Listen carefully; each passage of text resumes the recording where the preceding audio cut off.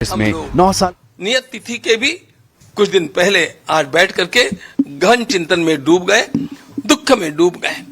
और इस स्थिति में हम लोगों की एक अनिवार्यता थी कि कुछ वातावरण जो निर्माण हुआ है उस वातावरण के चलते हम लोगों को हमारे महामंत्री महोदय ने और हमारे एक न्यासी महामंत्री श्रीमान चंपत राय जी और न्यासी अनिल जी मिश्रा, इन दोनों ने त्यागपत्र प्रदान किया है। और जी और यह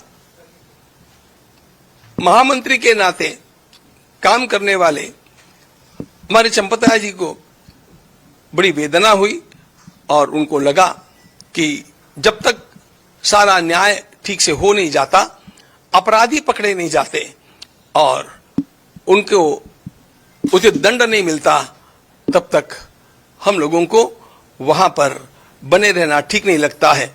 यह सोच करके उन्होंने स्वयं यह त्यागपत्र दिया।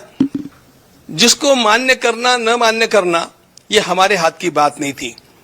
के पराशरन जी ने एक बड़ा सुंदर मुद्दा सामने लाया कि संविधान के अनुसार, इस न्यास के बने हुए कॉन्स्टिट्यूशन संविधान के अनुसार त्यागपत्र देते ही वह स्वीकृत माना जाता है और इसलिए हम लोगों के पास अन्य कोई चारा ही नहीं था। उन्होंने स्वयं इस बात को हमें मूल क्लॉजेस को पढ़ करके दिखा करके समझाया कि you have got no choice. जब ये त्यागपत्र दे दिया है तो आपको उसको स्वीकार करना अस्वीकार करना ये बात आपके हाथ में नहीं है।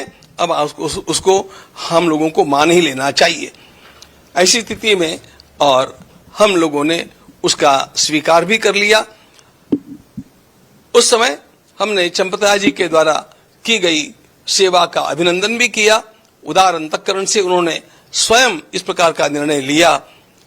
उन्होंने राम मंदिर के निर्माण के लिए इतने वर्षों तक, आरंभ से लेकर जब यहां पर इस प्रकार की कोई हलचल भी नहीं थी, तब से लेकर के आज तक का कार्य उन्होंने किया है। उनके सारे कार्य का सम्मान करते हुए और फिर भी उन्होंने जो उदारता दिखाई है इस परिस्थिति में, उसका सम्मान करते हुए हम लोगों ने उसको स्वीकार किया है। अगली व्यवस्थाओं के लिए हम लोग कटिबद्ध हैं और इन व्यवस्थाओं का दायित्व महामंत्री, अंतरिम महामंत्री के रूप में मेरे साथ विराजमान श्रीमान कृष्ण मोहन जी को सौंपा गया है।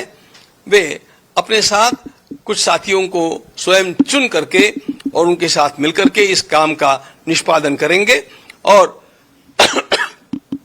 उनका ज्ञान और उनकी पार्श्वभूमि, उनका स्वच्छ दृष्टिकोण, इसको देखते हुए हमारा विश्वास है कि वे इन सारे कामों को अत्यंत कुशलता के साथ संपादित करके रहेंगे।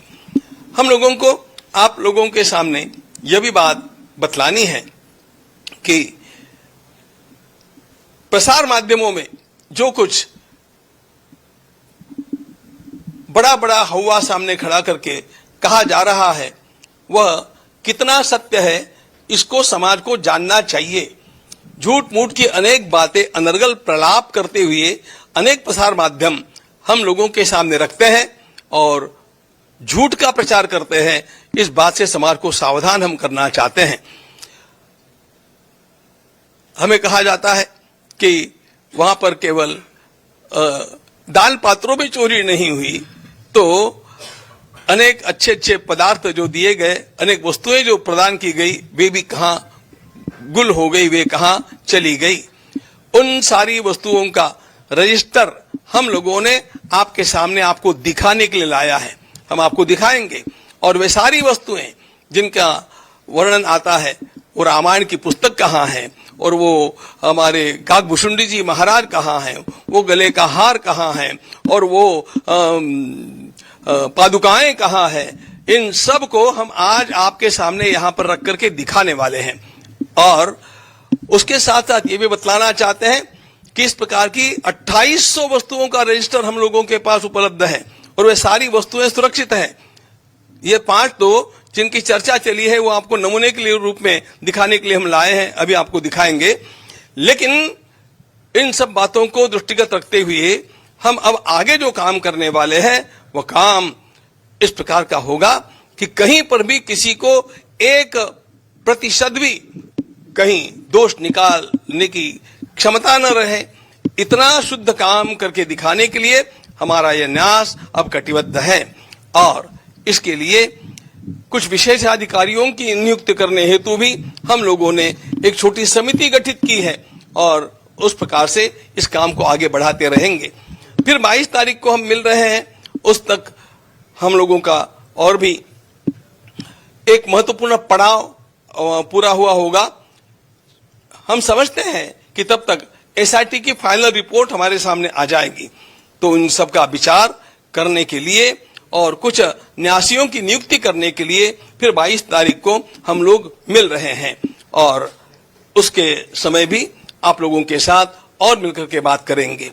एक बात हम निश्चित रूप से बतलाना चाहते हैं कि चोरी तो चोरी है और उसमें उसकी जो तलाश करनी है वह एसआईटी कर रही है, शासन का वह काम है।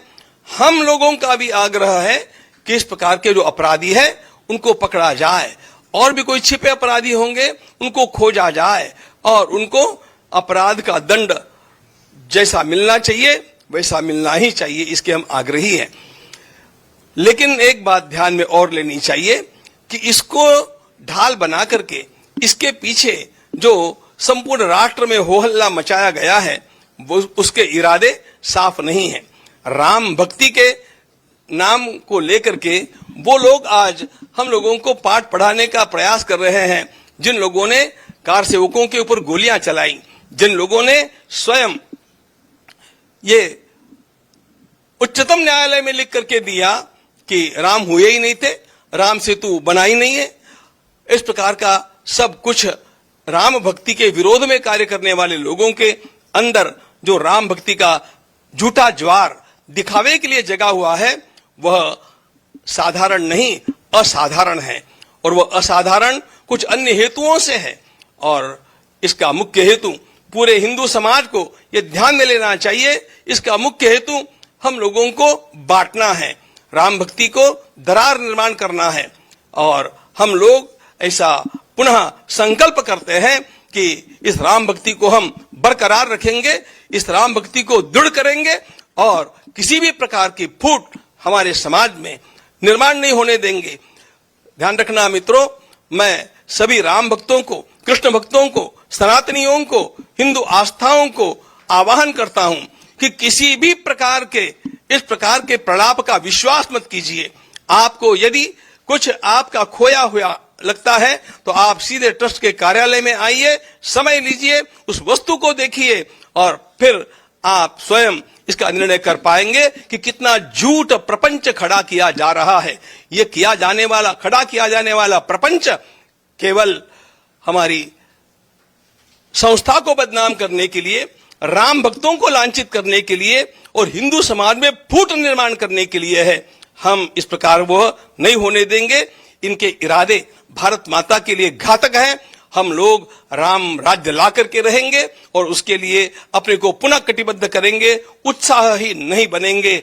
आप सभी का आह्वान है कि आप सब लोग इस कार्य में धैर्य रखें, धीरज रखना चाहिए, न्याय होगा, अपराधियों को दंड मिलेगा, हमें न्यायालय का विश्वास है और हम अपनी राम भक्ति की धारा को अखंड बहाते रहेंगे और राम भक्ति का ज्वार ऐसा ही उठाते रहेंगे जिससे राम राज्य आएगा।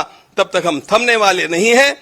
आप सभी को, राम भक्तों को मेरा प्रणाम, अभिवादन और आवाहन कि अफवाहों का विश्वास न करें, सत्य की जांच होने तक स्वस्थ रहे, समाज में शांतता का वातावरण रखें।